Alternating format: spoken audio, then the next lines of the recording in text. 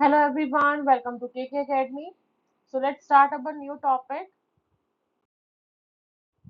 James Lange. ठीक है, सबसे पहले हम अपने ऑथर के बारे में स्टडी करते हैं कि थिंकर्स जो है हमारे उन्होंने क्या कहा है। James Lange theory in 1884 is a hypothesis on the origin and nature of emotions and is one of the earliest theories of emotion within modern psychology. It was developed by philosopher John Dewey and named for two 19th century scholars, William James and Carl Lange. The basic premise of this theory is that physiological arousal instigates the experience of emotion. In other words, these theories suggest that when we feel teary, it generates a disposition for sad emotions. When our heartbeat is out of normality, it makes us feel anxiety. Okay, so let's discuss James लेंगी theory. James लेंगी theory जो है वो 1884 में जो है start की गई थी। ओरिजिन हुआ था उनका, जिन्होंने बताया था कि हमारे जो इमोशंस है वो कैसे है, कैसे स्टार्टअप होते हैं। ठीक है, यही हम इसमें क्या करेंगे, ये मॉडर्न साइकोलॉजी का ही क्या है, एक पार्ट है। तो इसमें कुछ फिलोसोफर रहे हैं जिन्होंने साथ में काम किया 19th सेंचुरी में। हमारे जॉन डी भी रहे हैं फिलोसोफर, और उनके साथ ही 19th सेंचुरी में स्कॉलर्स रहे हैं दो, विलियम जेम्स एंड कार्नेज।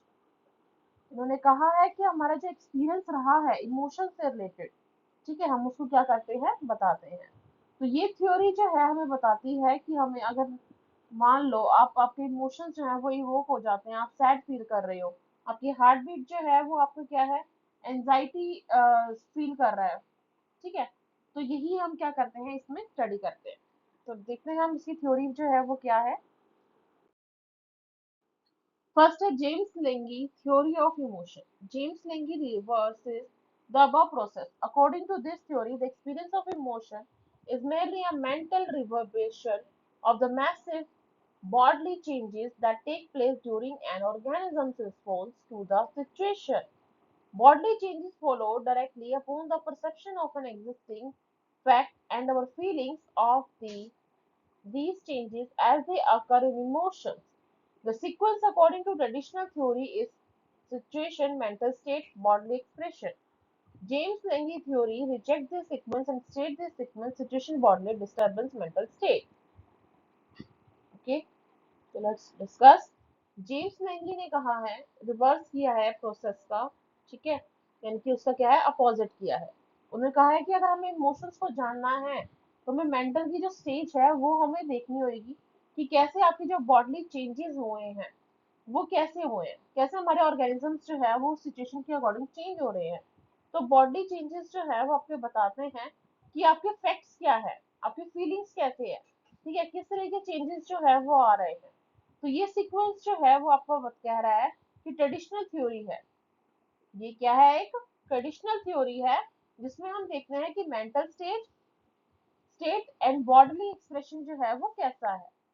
लेकिन उन्होंने जेम्स लेंगी ने रिजेक्ट करके अपनी खुद की जो है एक सीक्वेंस फॉलो किया है, बताया है। दैट इज सिचुएशन बताई उन्होंने, body disturbance and mental state. तो जेम्स लेंगी की जो है दो प्रोपोजिशन है। फर्स्ट है that emotion is nothing but an organic sensation. Next है that bodily expressions and organic disturbances which are said to be effects of emotions are really their causes. तो ये दो प्रोपोजिशंस हैं जिसके बेस पे जो है हम अपने इमोशंस को क्या करते हैं, बताते हैं। Impact of the James Lange theory. Prior to the James Lange theory, the standard line of thought was that people, the first reaction to perception was cognitive. Physical responses then occurred as a reaction to that thought.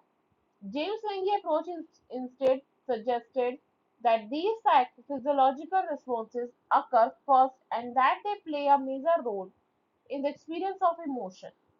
While it might seem like a small distinction in the sequence of events, the theory had an important effect on psychology and understanding of emotions.